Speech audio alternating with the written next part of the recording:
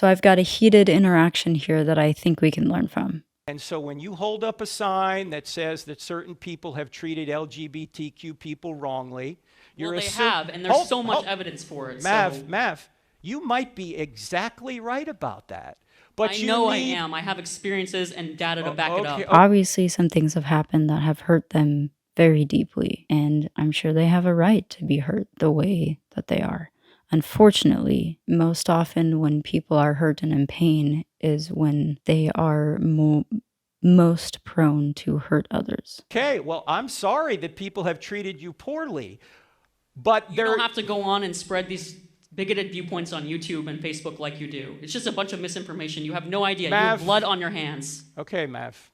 Do you want to have a conversation, or you just want to... No, I really just would like you to just apologize and turn around and see that what you're doing is harmful. The reason why I stopped it right there is because Frank asked the person, do you want to hear what I have to say? Do you want to have a discussion? And the person responds, no, I don't. Right there, unfortunately, the conversation ended. The person wasn't open to hearing him. He flat out admitted to it. And so there was no room for a discussion at that point. I just think it's something very important to be aware of. To be aware of, am I going into this conversation to have a actual conversation? Am I open to learning something that maybe I don't know? Or am I going into this conversation with my own agenda and my own set of expectations of what they're absolutely going to understand from me or else? And if you're not open, it's a very long shot to expect that you'll get anything from it. But let's get back. Mav, there's only harm if God exists. Harm is only evil if God exists. And so you're stealing... harm regardless if God exists or not. Thank you, Mav. You're not interested. Thank you for coming. I appreciate people coming here who have a different point of view, but it's got to be a dialogue. It can't be a monologue. And I think that, yes, people who identify as LGBTQ have been treated poorly. But I also think now that Christians are being treated poorly. And both of them are wrong.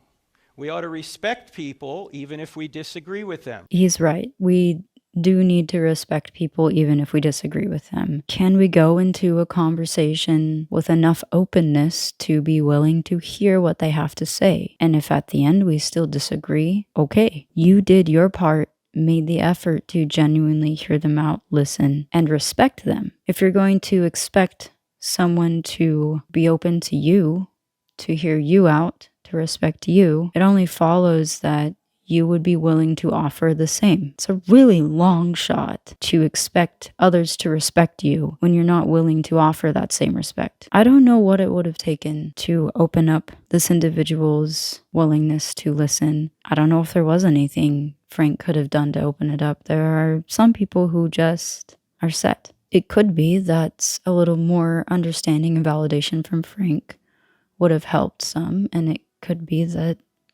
it just wouldn't have, because they had decided what they were going to say and how they were going to feel before they even said anything. In which case, probably the best action is to just end the conversation. My hope is that we can be more aware of how we're going into conversations, whether we're open to hearing others out or not. And if not, is it worth it?